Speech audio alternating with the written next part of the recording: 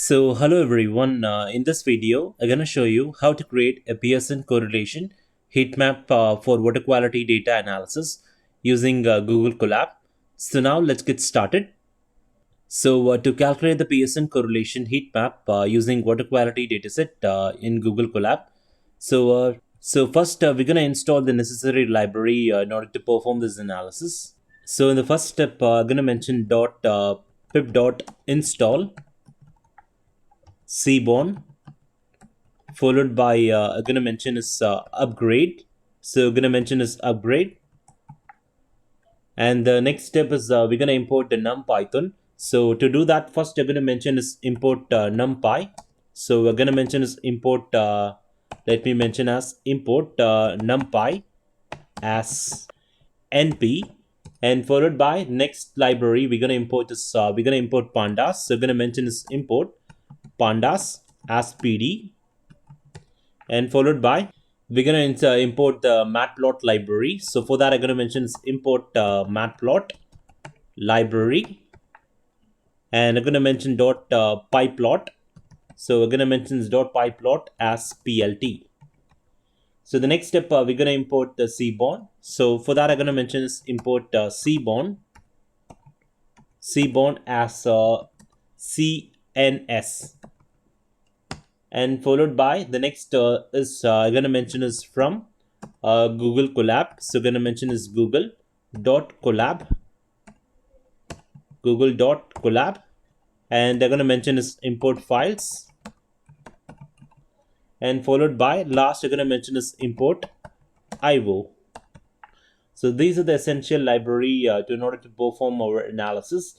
So next is so to get a nicer plot. So to get the nicer plot here, we're going to mention SNS dot set theme. So SNS dot set theme, and inside we're going to mention is style. Style is equals to white. So I'm going to mention is style is equals to white. So once you mention the essential libraries, now we're going to run this, and it's going to install all the required libraries to perform this analysis. So the next step is we're going to click this option. So it's loading all the essential libraries in the Colab environment here. So now it managed to import all the essential libraries. So the next step, I'm going to navigate here, and I'm going to click this option called code. And here, I'm going to mention we're going to load our water quality data. So let me show you the water quality data here. So this is the water quality data. So it contains 11 rows, starting with the row which indicating the numbers from 0 to 11, which indicate 12 samples. And these are the parameters starting with pH, TDS, EC, calcium, magnesium, sodium, potassium, chloride, sulfate, and bicarbonate. These are the different parameters. So basically we're going to import this particular data into a Colab environment, and we're going to perform our we're going to create the Pearson correlation heat map for the water quality dataset. So let me get back to the Colab environment here. So the first step is we're going to upload our CSV file into Google Colab. So first you're going to navigate to this option called files, and in that you can able to see this option called upload the session storage. So to perform our analysis, I'm going to upload my CSV file containing the water quality data. So you're going to click this option. So now I have navigated to my folder location where file containing the water quality dataset in CSV file format, or it can also be it is not necessary that it needs to be in CSV file format. It can also be as a normal Excel worksheet. So we're going to select this particular file, and I'm going to click open, and make sure that it gives a pop-up warning that ensure that the file is saved elsewhere. The runtime's files will be deleted once when the runtime is terminated. So this file stays only a temporary time in this session. So we're going to click OK. And this is our file here. So I'm going to right click on this and make sure that you copy the path. So I'm going to copy the path, and I'm going to close this. So next, we're going to upload the file here. Basically, I'm going to do it by mentioning a new variable. So I'm going to mention is uploaded. So I'm going to mention is uploaded is equals to files dot upload function. So I'm going to mention is upload function, and here I have mentioned as an upload function. And the next step is we're gonna read the first uploaded file here. So in this step, we can directly upload the file from this particular tab here. For example, let me show you that. So first, I'm gonna mention is file name. So I'm gonna mention is file name is equals to. So here we're gonna mention is next. So we're gonna mention is next. So next, and based on I'm gonna mention is iteration. So and here I'm gonna mention is uploaded. So let me mention as uploaded, and followed by the next step is I'm gonna create another variable called df is equals to pd dot read. So basically it's gonna read the Excel file. So I'm gonna mention is pd dot read csv. So it's not necessary that Excel file needs to be in CSV file format. It can also be as a normal worksheet. So we're gonna mention is IO dot bytes, and I'm gonna mention is IO, and here further I'm gonna mention is uploaded, and the inside I'm gonna mention the file name. So we're gonna mention is file name here, and the next step, in order to visualize the uploaded data, so we're gonna mention this particular one to visualize it. So we're gonna mention as print. So we're gonna visualize a few set of the rows here. So I'm gonna mention double quote, and I'm gonna mention it first few rows, of the uploaded data, data. So last is I'm gonna mention is print. Again, I'm gonna mention is print. So here I'm gonna mention is df dot head function. So here I mention is df dot head function, and let me run this code. And now we can directly upload the file from this session itself. So I'm gonna click this option called choose file, and we're gonna navigate to the folder location. I'm gonna select water quality data, and I'm gonna click open, and it's gonna read through it. So compared to the previous code, I have made some few changes here. So here, instead of pd.read Excel, previously I've mentioned as pd.read CSV. So now I have mentioned as pd.read Excel IO byte IO uploaded file name.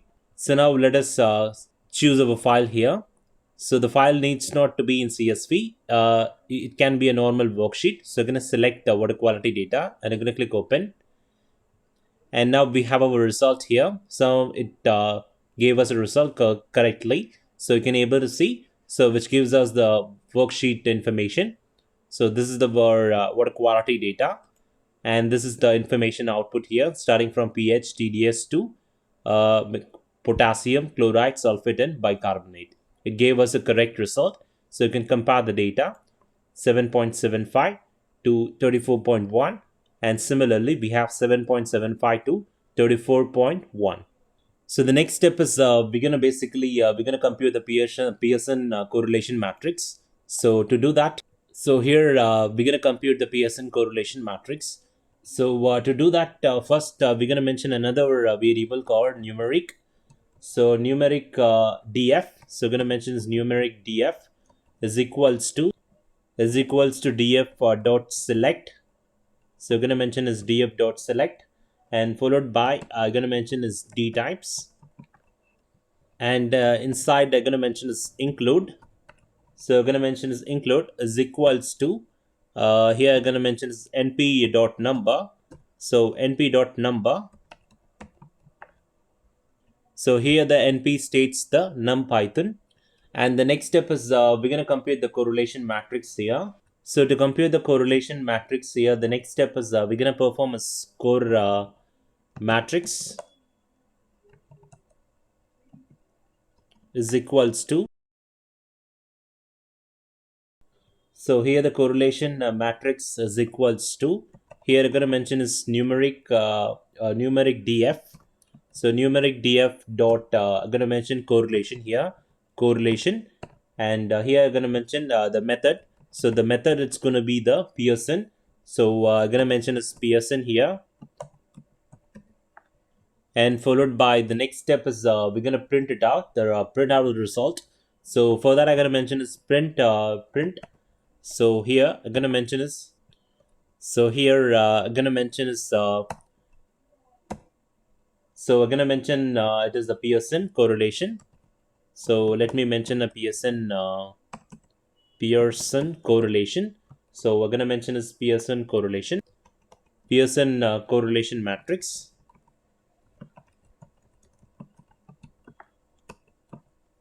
So here I've mentioned is Pearson correlation matrix, and followed by I'm gonna mention is sprint and core correlation matrix. So we're gonna mention is core matrix, and followed by dot. We're gonna round it up to 3. So before that, I'm gonna mention is round up function. So I'm gonna round it with a decimal place of 3 here.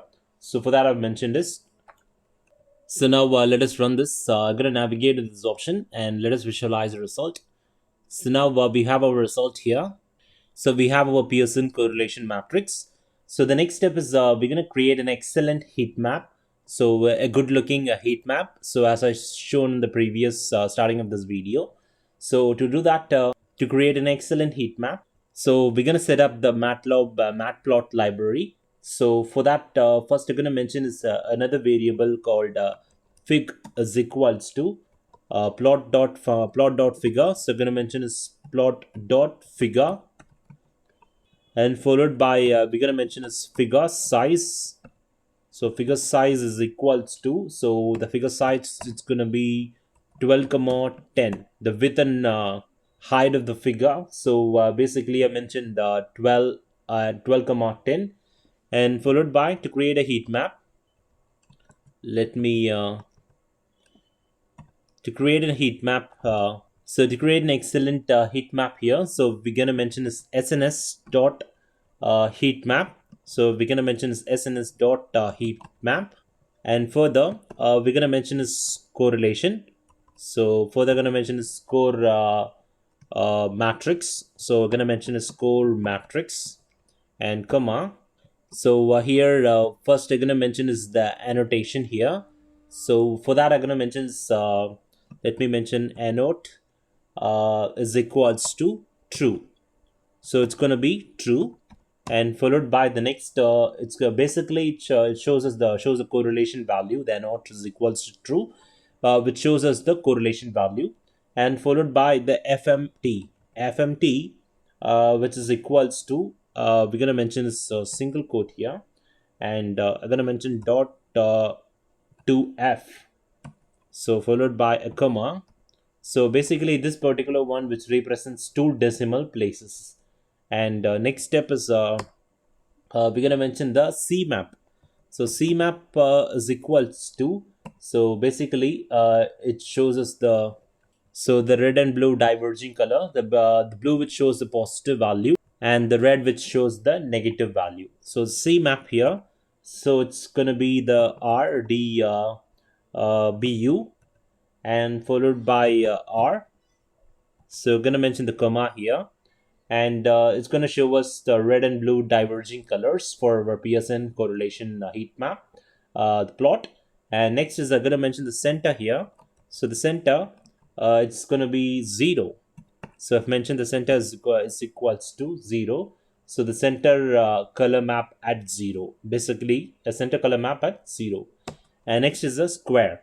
So we're going to mention the square. Let me mention the square is equals to here the square, it is equals to true. So the next step is we're going to mention the length width. So the length width, basically going to give it a length width of 0.5. So we're going to mention this length, the line width is equals to 0.5, and followed by the next step is we're going to mention the C bar. So the C bar, the line width is basically line between the cells, and next is we mentioned the C bar KWS shrink is 0.8, and the label I'm gonna mention is Pearson correlation, and let me place it here. And now the next step is we're gonna customize the labels and titles here. So to customize the labels and title, we're going to mention this plot.title. It's going to be the water quality parameter, Pearson correlation heat map. And the font size, we're gonna mention 16, and the pad, it's gonna be 20. And the plot.x tricks, it's gonna be, the rotation is 45, and followed by the plot y trick, the rotation is gonna be 0. So the next is, we're gonna adjust the layout on display here. So for that, I'm gonna mention is plot.tight. So I'm gonna mention plot.tight layout function. So let me mention as a layout function, and followed by the next step, we're going to mention is plot.show. So we're going to mention plot.show function. And the last step, it's going to be the save the figure. So the last step, we're going to save the figure. So to save this particular figure, so basically I'm going to mention is figure dot save. So figure dot save fig. So I'm going to mention as figure dot save, and followed by I'm going to mention the title of this, the file format, the file name, it's going to be let me mention single quote, and I'm going to mention is water quality, let me mention as water quality correlation. So I'm going to mention is water quality. So I'm going to mention is water quality correlation heat map. So I'm going to mention it as water quality correlation heat map, and I'm going to mention .png. So that is PNG. And the next step is, we're going to mention the DPI here. So the DPI, it's going to be the DPI of 300. So the DPI is 300, and followed by the B box inches. So we're going to mention the B box inches. So the B box inches is equals to the tight. And last, we're going to mention the print as heat map saved as water quality correlation heat map .png. So we're going to mention is print. So right now I have mentioned as the heat map saved as water quality correlation heat map .png. So let me mention print here. And now let us run this code and visualize the result here.